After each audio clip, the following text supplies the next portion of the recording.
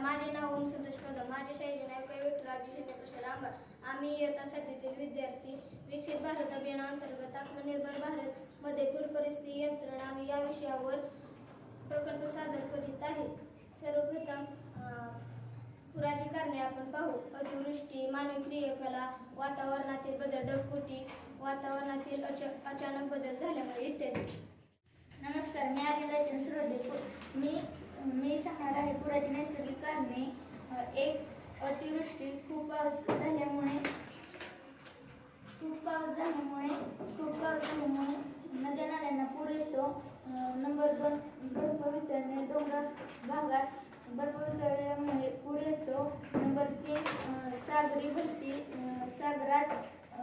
सागरात समुद्राची पाण्याची पातळी वाढल्यामुळे नदीला पूर येतो.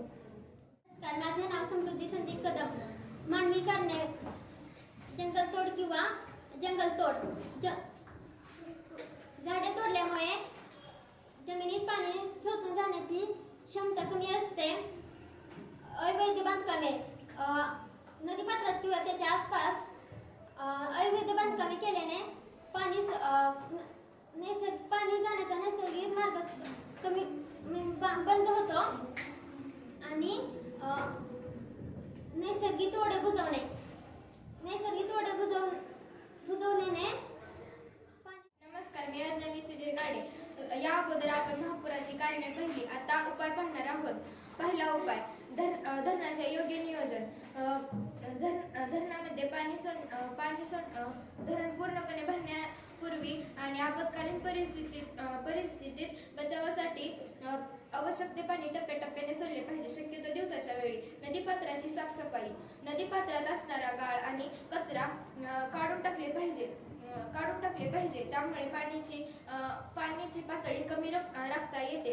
उपाय तिसरा, अवैध बांधकामे रोखणे. नदीपात्रात आणि सभोवतालच्या परिसरात असणारी अवैध बांधकामे रोखण्यासाठी सर्व प्रकारची अवैध बांधकामे रोखण्यासाठी त्यावर कठोर कारवाई केली पाहिजे. माझे नाव सार्थक दिलीप कदम. आपत्कालीन उपाय. उपाय पहिला, सुरक्षित ठिकाणी स्थलांतर करणे. पूर येण्याची शक्यता असल्यास प्रशासनाच्या सूचनेनुसार त्वरित ठिकाणी जाणे. उपाय दुसरा, जीवनावश्यक गोष्टी सोबत नेणे, जसे की औषधे, पाणी आणि अन्नधान्य सोबत नेणे. उपाय तिसरा, वाहत्या पाण्यातून चालणे धोकादायक ठरू शकते. मी अंकिता आणि बलके. मी जनजागृती आणि पूर्वतयारी याच्यावर उपाय साधणार आहे. त्यातील पहिला, जनजागृती. लोकांना पुराच्या धोक्याबद्दल आणि सुरक्षतेच्या उपायांबद्दल जागरूक करणे आवश्यक आहे. त्यातील दुसरा, आपत्ती व्यवस्थापन. आपत्कालीन परिस्थितीतून लोकांना मदत आणि सहाय्य करण्यासाठी आपत्कालीन नियंत्रणाशी संपर्क साधावा. त्यातील तिसरा, पाणी शुद्धीकरण. पुराच्या दूषित पाण्याचा वापर टाळावा व पिण्यासाठी आणि स्वयंपाकासाठी स्वच्छ पाणी. तर आपण पाहिले की अतिवृष्टी, मानवी क्रियाकला, ढगफुटी इत्यादी कारणे. यावर राजकीय इच्छाशक्ती दाखवून आपण नदीची वळणे कमी करणे, नदीपात्रे सरळ करणे, नदीतील जास्त पाण्याचा साठा दुसरीकडे वाढवणे यासाठी नदीजोड प्रकल्प राबवला पाहिजे.